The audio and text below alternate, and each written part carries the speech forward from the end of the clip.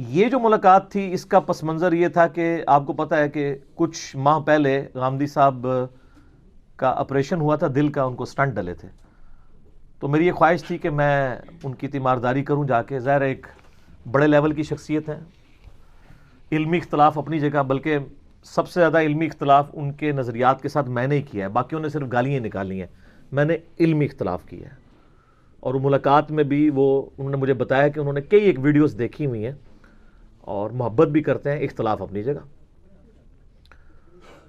تو اس پس منظر میں نے ان کے بیٹے کے ساتھ رابطہ کیا تھا کہ جب تھوڑی سی طبیعت سنبھلے تو پھر میں تیمارداری کے لیے حاضر ہوں گا.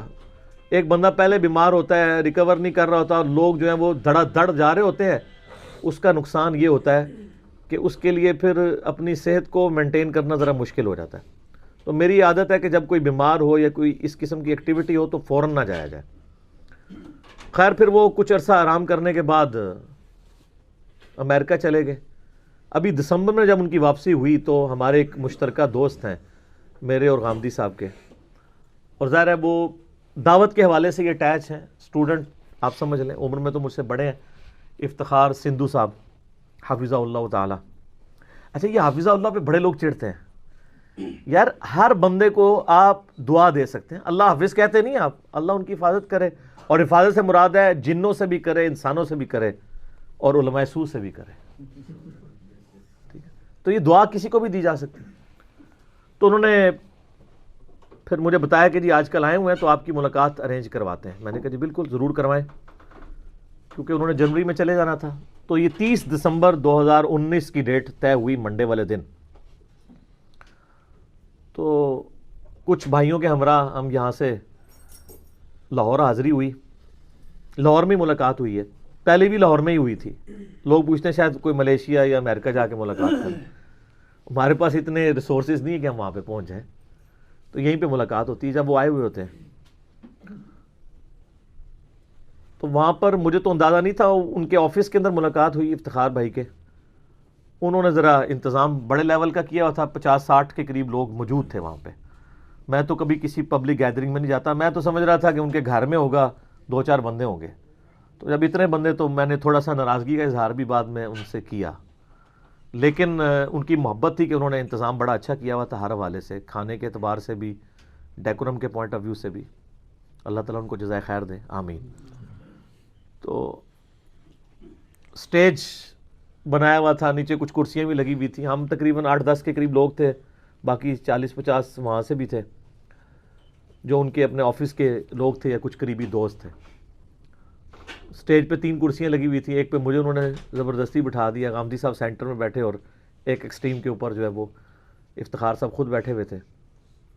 ویڈیوز تو اس کی 1-2 ہی ریکارڈ ہوئی ہیں، تصاویر ہم نے فیس بک کے اوپر چڑھا دی تھی، تو آپ جب دیکھیں گے تو آپ کو تھوڑا بہت آئیڈیا ہو جائے گا. اب ظاہر ہے کہ اس طرح پبلکلی تو میں ان کے ساتھ 1 to 1 اس طریقے سے اختلافی موضوعات تو ڈسکس نہیں کر سکتا تھا، وہ ایک مناظرے کی سی کیفیت بن جاتی ہے. پھر جب بڑے علماء جو ہوتے ہیں، بڑے اسکالرز ہوتے ہیں، ان کے ساتھ ڈسکشن کا ایک پروٹوکول اور ڈیکورم بھی ہوتا ہے، وہ مینٹین کرنا مشکل ہو جاتا ہے پبلک گیدرنگ میں، کیونکہ بعض کا سننے والے کچھ کا کچھ سمجھ لیتے ہیں. علیحدہ بیٹھے ہو تو بندہ فرینکنس میں بھی بات کر لیتا ہے، لہٰذا کوئی ایسی علیحدگی والا موقع ہمیں ملا نہیں ہے. ان کی جتنی بھی چیزیں ہیں وہ ویڈیو میں ریکارڈنگ ان کی موجود ہے.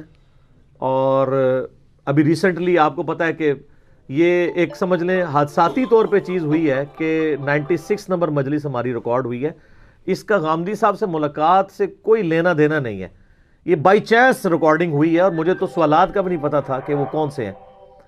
تو وہ بائی چانس غامدی صاحب کے نظریات سے ریلیٹڈ یہ ریکارڈ ہوئی فرائیڈے والے دن، جو ہماری چینل کے اوپر اپلوڈڈ ہے. 96 نمبر مجلس، غامدی صاحب سے متعلق 20 کوسچنز، جو کچھ ان کی فکر ہے، جو انہوں نے کاؤنٹر نیریٹو دیا ہے. تو جسے شوق ہے تو وہ دیکھ لے.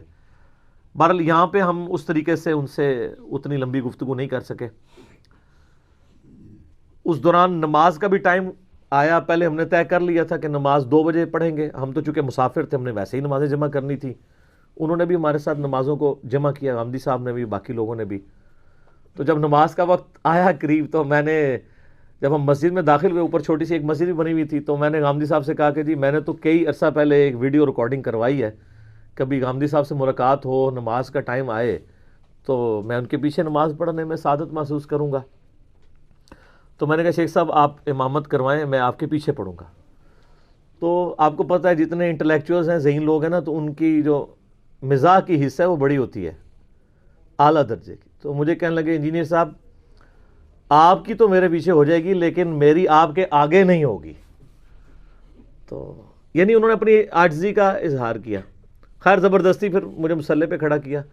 ہم نے چونکہ 2 فرض پڑھنے تھے تو 2 فرض پڑھ کے اسلام پھیر دیا۔ تو حمدی صاحب چونکہ مقیم ہیں لاہور کے ہی، تو انہوں نے 4 فرض اپنے پورے کیے۔ اس کے بعد پھر اگلی اقامت ہوئی عصر کے لیے، عصر کے بھی ہم نے پھر 2 فرض پڑھے، انہوں نے 4 پڑھے۔ جب نماز مکمل ہو گئی تو غامدی صاحب اٹھنے لگے تو میں نے ان کو ریکویسٹ کی کہ سر تھوڑی دیر کے لیے بیٹھ جائیں، دعا کروا دیں۔ یعنی وہ دعا جو ہے وہ نماز کے بعد کی دعا نہیں تھی بلکہ دعائے وسیلہ تھی، کسی نیک بندے سے اپنے حق میں دعا کروانا۔ اس کے اوپر بھی ماشاءاللہ کیا فیس بک پہ مسلمانوں نے جو ہے وہ اپنے کمنٹس دیے ہوئے ہیں، یہ اجتماعی دعا ہو رہی ہے، یہ اینک ہے لوگوں کے دیکھنے کی۔ اچھا، اور اسی طریقے سے میری عادت ہے، میں جب بھی کسی یعنی بڑے عالم کو ملوں تو میں دست بوسی کرتا ہوں۔